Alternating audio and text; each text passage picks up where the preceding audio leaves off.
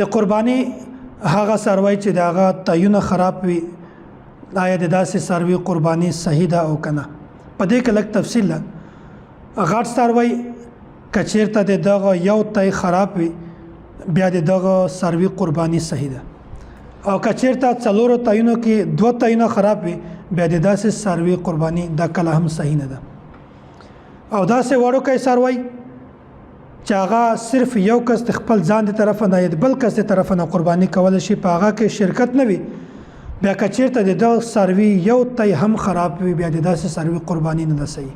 او په دغه څاروو کې هغه څاروی چې د هغو د تایونه شودې دا راوځي خو کمې راوځي، څه مسله وي پکې، څه عوارض، څه وجوهات وي، بیا که چېرته داسې څاروی وي چې هغه د تایونه بالکل معمولي شودې راوځي نو د داسې څاروي قرباني دا هم صحیح ده، ځکه چې دا عیب نه ده. دا د عمر د وجې نه هم دا کېدلی شي، او داسې آب و هوا د فضا د وجې نه هم دا کېدلی شي، او داسې غذا چې کومه ده د وجې نه دا مسله راځي، د وجې نه دا څه عیب نه ده.